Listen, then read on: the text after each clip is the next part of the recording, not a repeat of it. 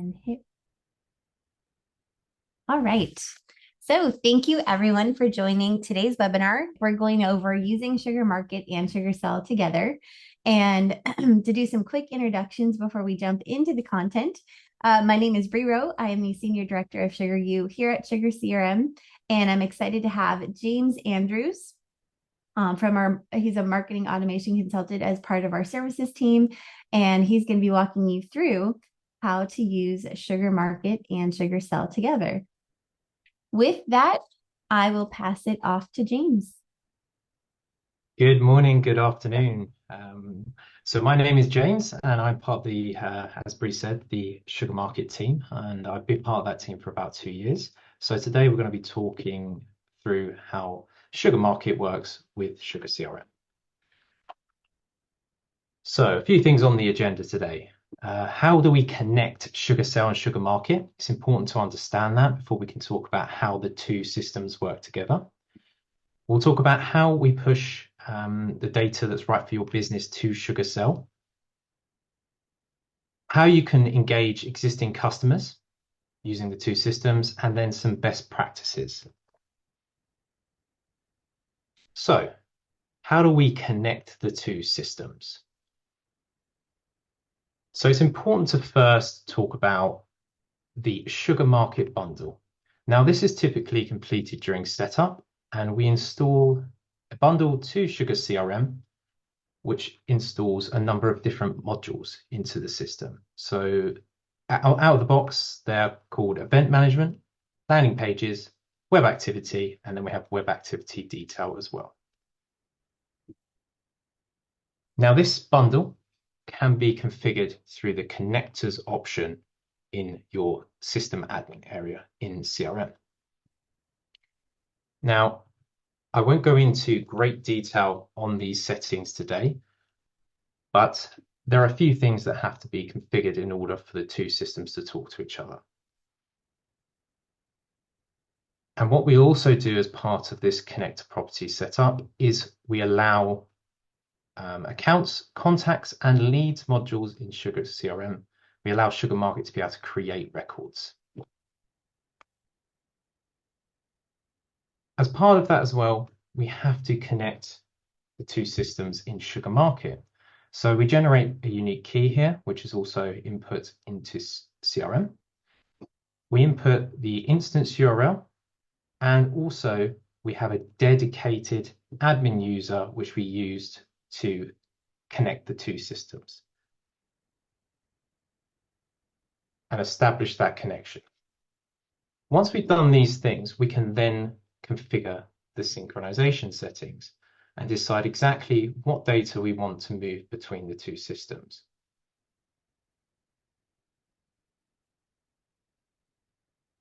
Now, there are many settings within Sugar Market, and we can be very granular about what settings, what we do and do not allow to move between the two systems.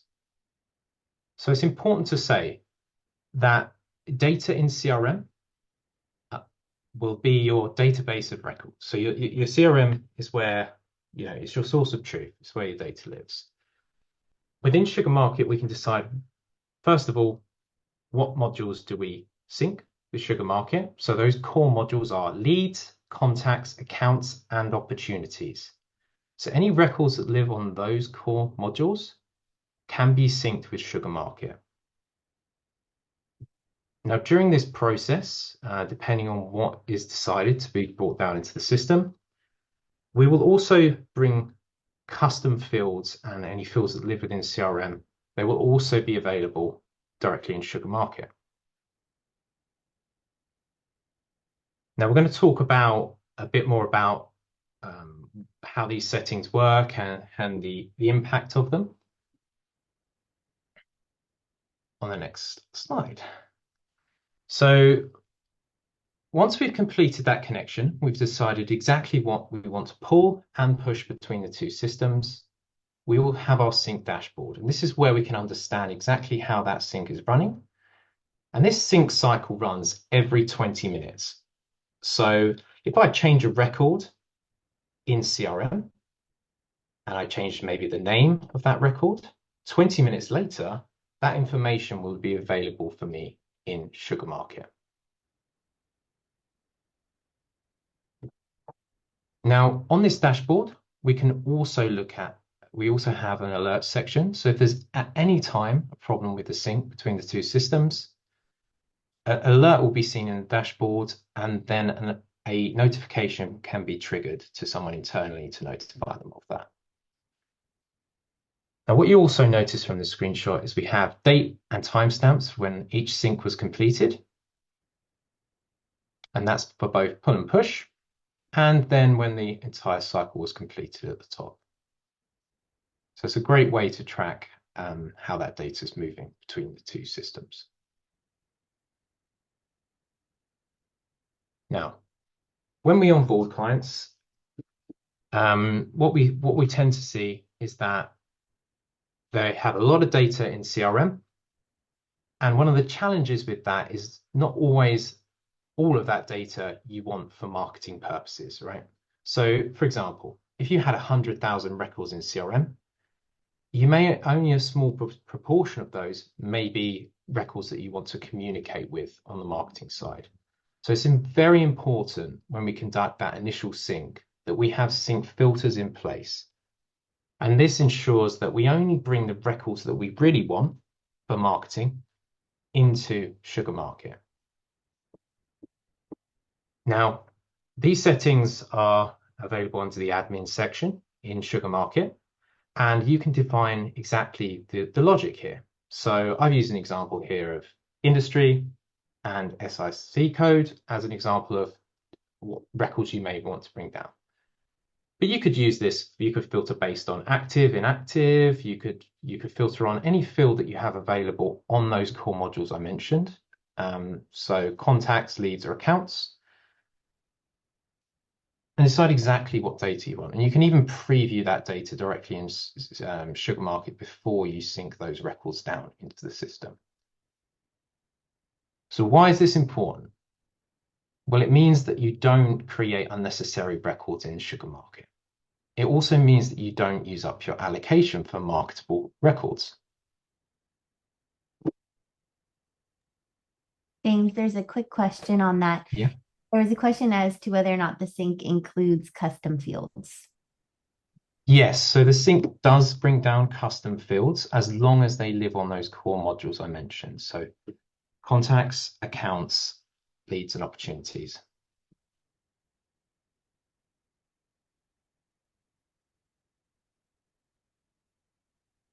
Okay. Any other questions, Bree? So. I think that was it so far. For filtering purposes, just so Lauren, yes. So for filtering purposes, yes, you can use custom fields.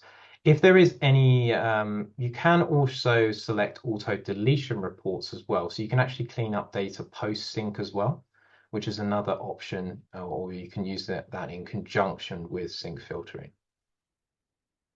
So there's a few things available to you, and auto deletion reports are created using our standard custom reports within SugarMarket. So you can filter on any data that you have in the system.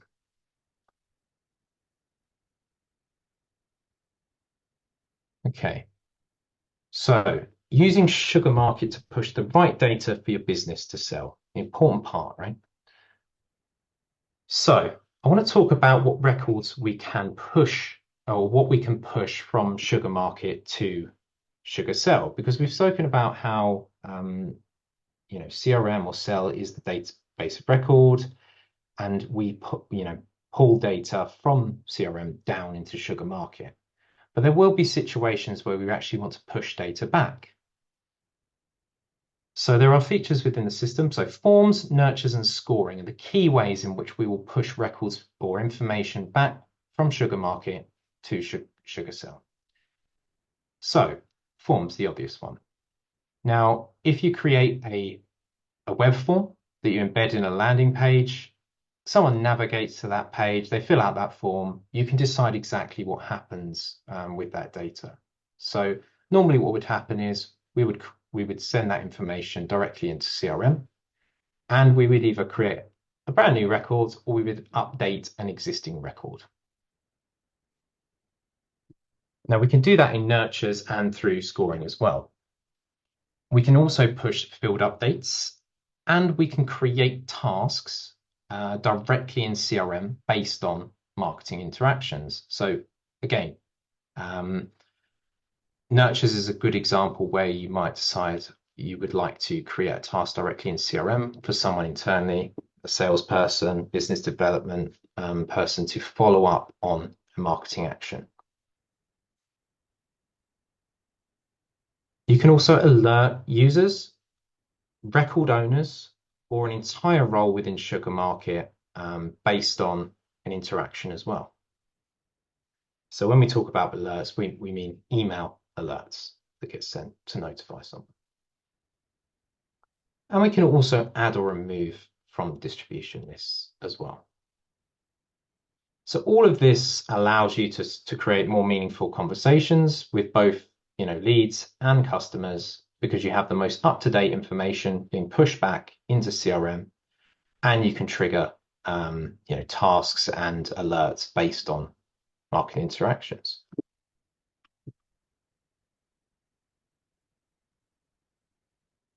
Okay, so I want to look at that in a little bit more detail.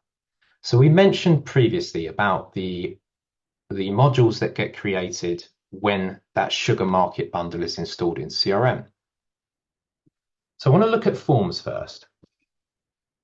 So what we're looking at on screen now is the form submissions module, which is normally called landing pages, but it can be renamed to whatever you wish. So in this case, we've renamed it to form submissions because it makes a lot of sense. And what you can see on the contact or lead record, so in this example, this is a contact. When you scroll down on the record, you'll see the form submissions subpanel, and you'll see all of the form submissions that that particular person has completed. So in this case, we've got some dummy data, right? But imagine these are landing page submissions, genuine ones where someone has filled out a form. And then what we can then do in CRM is we can actually preview that information. So the little eye icon, we can preview and we can see exactly what the records, what they submitted on that form. So you can see the details down the bottom here. We can see when it was completed, and we even have an ID for that particular form and landing page in SugarMarket.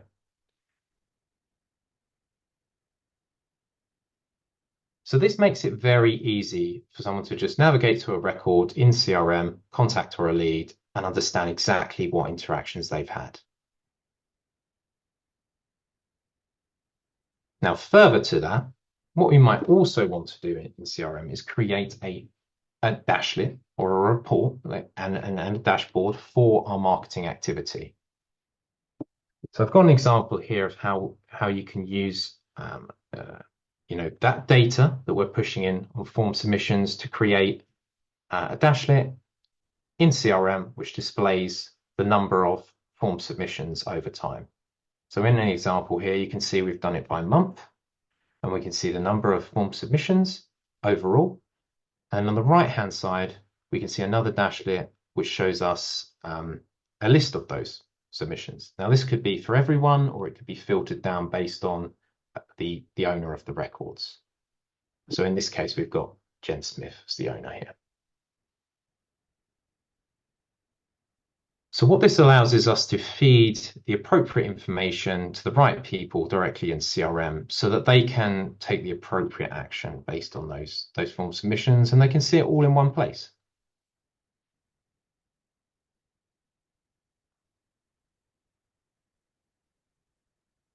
Okay, so we talked about forms, but emails as well. If we send an email campaign directly out of SugarMarket, sure, we have the email dashboards and the analytics directly in SugarMarket, but we want to ensure that the rest of the business can see those marketing emails that we've sent. So if you're syncing in the sync settings, if we're pushing email statistics to the standard out-of-the-box campaigns module in Sugar, we can actually show those activities, so each email on the lead or contact record. So you can see in this example, we've got a few emails, and we can see not only the email itself and click into that, but we can see whether it was opened, whether it was clicked, and then we can even see the link that was clicked on that email. So all very good data.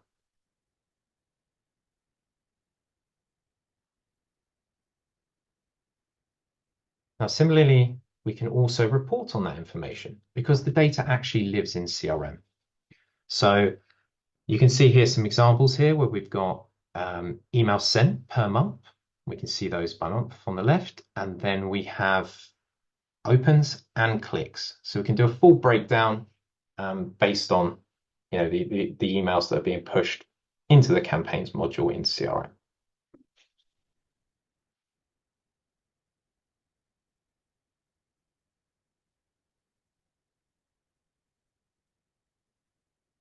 Now, you'll also remember, hopefully, that event management was another module that gets created when the bundle is installed. Now, you can see here a list of events, again, on the contact record. This is also available on the lead record as well. You can see the events. So if you're using Sugar Market to manage your events and send reminders about events and coordinate, all of the follow-up actions there, you can actually push the registration and attended status into CRM. So you can see here we've got check boxes for where they're registered and then if they attended here. So this again creates great visibility in CRM to the marketing activity that's happening.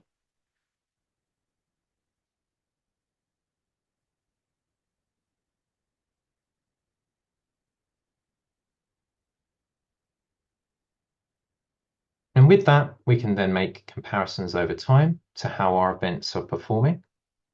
So you can see we've got, again, some dashlets that could be used here.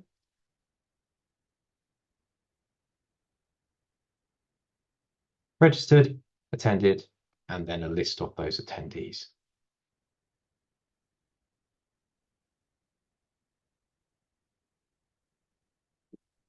Okay, and finally, scoring. Now, Sugar Market has the ability to score records, and you can set rules based on certain marketing interactions and assign a score for those interactions. Now, what's important is to then feed those hot leads or the records that are bringing are interacting a lot with your marketing to your sales team so they can see that, or your business development team. Now, in this example here, you can see we've got a list of records which again can be a dashlet on the dashboard. You can show a list of those records and order them via the highest score. So you can see who are the most engaged records at any given time.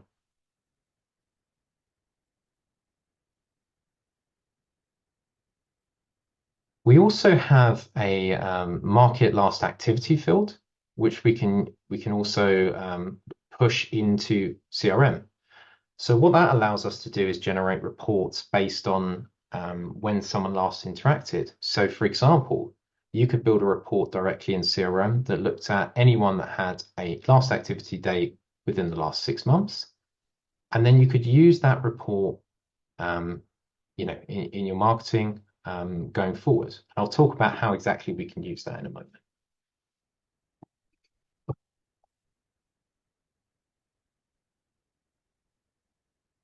Okay, so just to piece together all of the things we've just looked at in terms of reports, and we can create a singular dashboard within Sugar Cell. So this is not Market, this is in Cell. That has all of those dashlets in one place, all of the marketing information in one place, and then filters can then be applied to these dashlets to give you the information you need. So this is just an example, of course.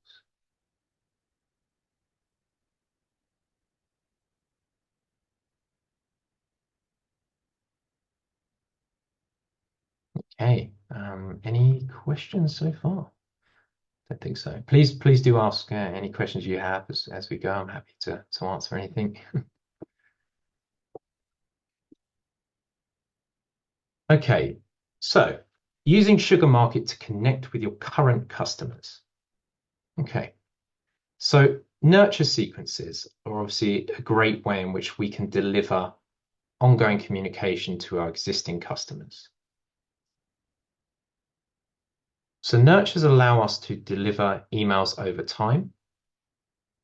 They allow us to evaluate interactions with marketing. So in my example here on the left, I've got an email that's been sent. We're evaluating the click from that email, and we're executing a number of actions based on that click.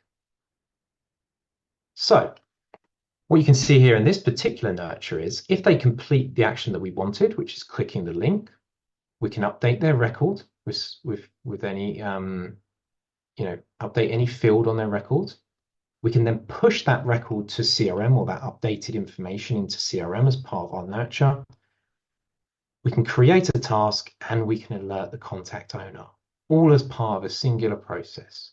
Now, of course, this is very simple in that we're only sending one email, but you might have a series of emails delivered over a 12-month period. Now, if they don't do what we want them to do, we can also remove them from lists, and we can end the nurture for them, or we could enter them into another nurture so that we keep our existing customers engaged over time.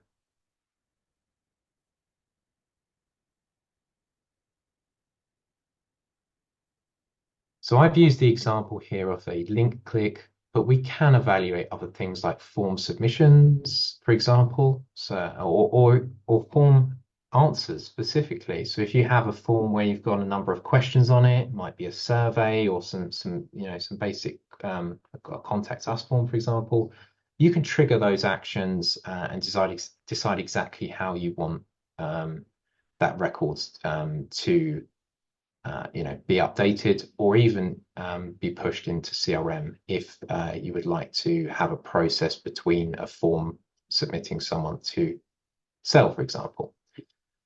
So commonly what we see is that it's not always the case where we want to push a new record directly to CRM, right? If we've got a marketing list and those records don't exist in CRM, for example, we might want to only push them to CRM when they reach a certain point, or they're engaged, at a certain point, to ensure that we're not, creating records unnecessarily in CRM that aren't ready for sales to work on.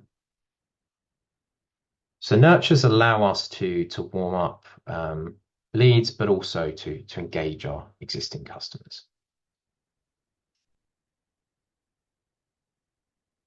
Okay, so I want to talk briefly about dynamic distribution lists. So what are dynamic distribution lists? So a dynamic distribution list is a list that is created from a report in CRM.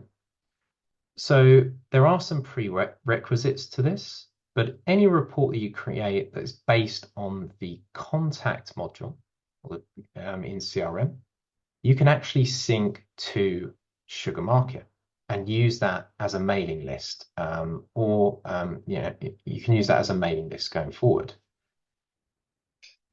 So in my example here on the left here, we've got contacts that are located in Chicago, and we've pulled a list or a report in CRM. What we can then do in SugarMarket is we can say, okay, we actually want to pull that report into SugarMarket, and we want to use this to send an email to these people, right?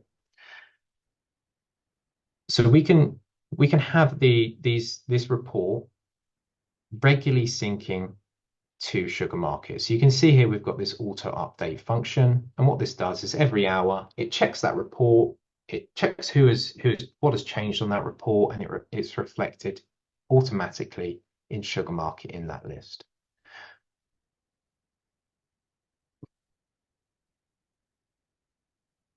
Now, this is quite a useful feature, because what it allows you to do is for example, you could use this particular report that you've created in CRM, and you could use it to enter people into a nurture sequence. And then what you can have happen is you can have that report refresh on a regular basis and enter new people into that nurture sequence. So it's quite a powerful tool. And it's very easy to sync these lists. So all you have to do is you have to basically log in with a CRM user that has access to this report, and then you can hit the sync button, the sync now button, and it will bring those records in. So you can see we've got 24 records in this report in CRM. We've got 24 records in Sugar Market.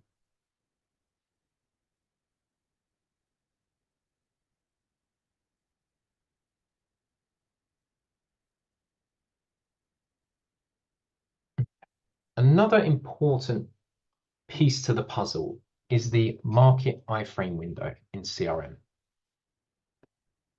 So in Sugar Market, we have the ability to go into a contact record and view their journey. So we can see exactly what events and what things they've interacted on the market side.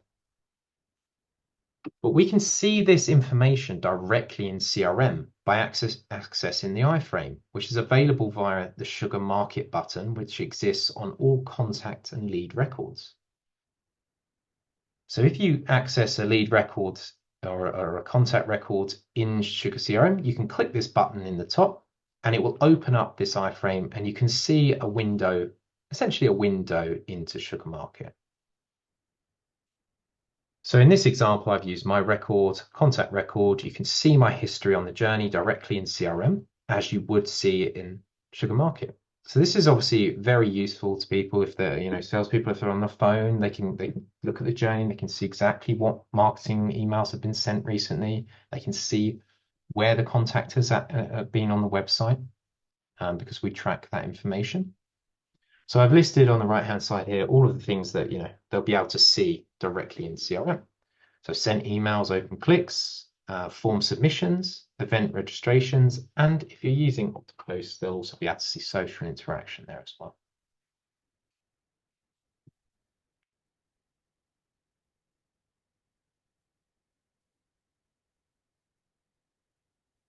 Okay, so a number of other things that the iframe is really useful for. So you can actually have CRM users send one-to-one emails directly from CRM based and use marketing templates.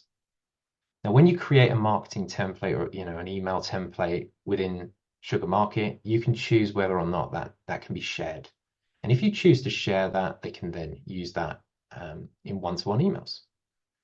So quite a nice feature there. You can also add or remove contacts from nurture campaigns directly from within Cell. Now, this requires the right permissions, but again, this can be useful. If someone is talking to someone on the phone and you're running a marketing campaign and you have a particular record that would be a good fit to be entered into that nurture campaign, you can enter them directly into that from CRM. Or you might need to remove someone from a campaign equally.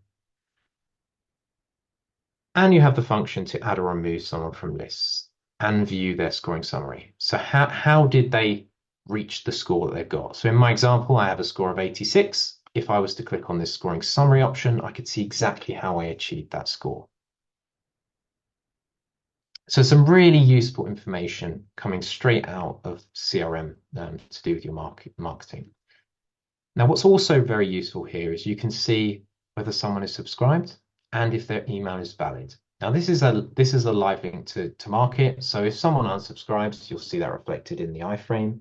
You also see if they hard bounce as well. So this status will change to invalid if you send an email and it's rejected the other side. So again, very useful information. If someone in sales is trying to contact someone and they're not getting through, they can see exactly their subscription status and if they've hard bounced from CRM. And of course, then if they find that they have hard bounce, they could then look to get a new email address or find an alternative contact method. James, quick question. You mentioned you have the right access. Is the access granted on the market side or the sell side or combination of the two? Correct. Yeah. So the access is granted through permissions within Sugar Market. So on setup, we typically create a whole role for this, and we name it the iframe role, and that just determines whether someone has basic access to see that iframe in SugarCell. So they don't have to be a sugar market user.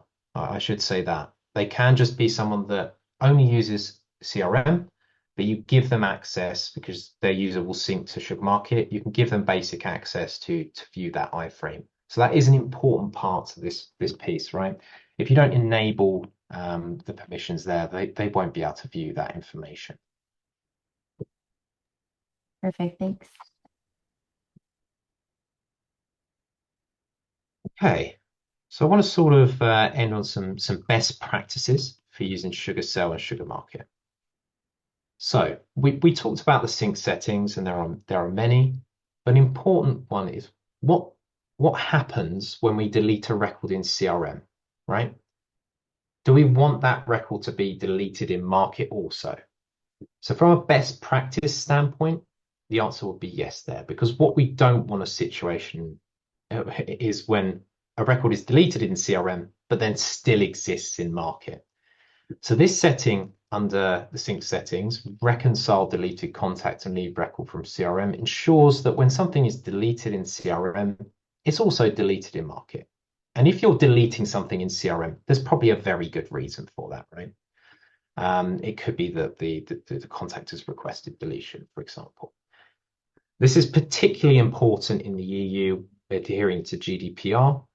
We need to ensure that those records get deleted across the board. So this is a very useful function, and from a best practice standpoint, should be checked. Now, whilst we're here as well, I mentioned auto deletion reports before. So we have sync filters, which say what records do we want to sync into Sugar Market, but we also have auto deletion reports, which ensure that they're post sync that we do some cleanup there as well. So you can actually attach reports in this same place in the sync settings and decide which records we want to delete on a regular basis out of Sugar Market.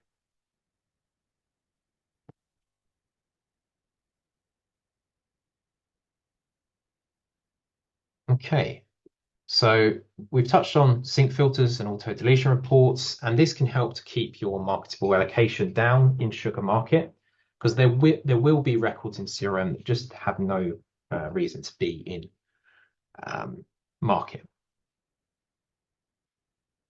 Now on the sync as well, mapping the unsubscribed status and mapping the hard bounce and delivery message. You can actually hard map this so you can have that data passed directly into CRM to update those statuses. So this is, we looked at the iframe, but you can also have this update the actual record as well as part of that integration. And as I mentioned before, CRM is your database of records, so it's your source of truth, and that should be, from a best practice standpoint, the way to go. We want to ensure that CRM is informing Sugar Market, and then in select cases, we're pushing records back to CRM on a controlled basis.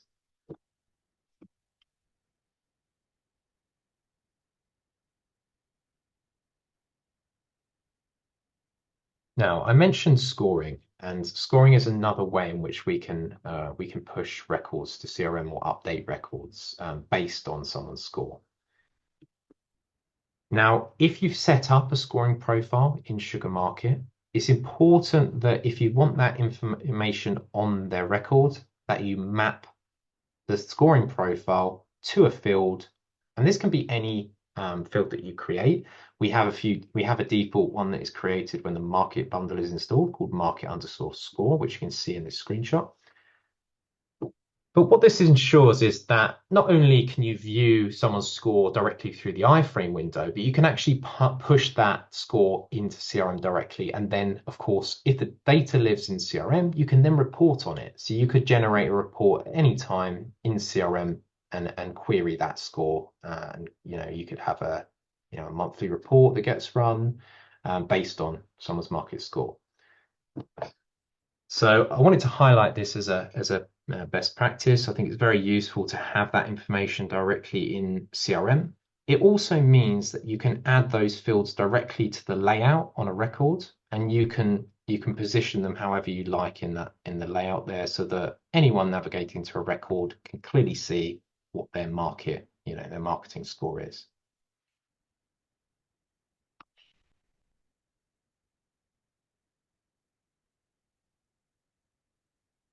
Okay, some final sort of thoughts around processes. So the first one here, make sure CRM users, and I put sales or business development teams, know how to use the market iframe. Because it's one thing to configure it so that people have access to the iframe. It's another to ensure that they're actually using it and understand the benefits of using it. So that's something that I wanted to sort of finish on here. And also, when using nurtures to create follow-up actions, such as creating tasks in CRM, make sure that the recipient of those tasks is aware of why they're created and that they need to follow up from a process standpoint.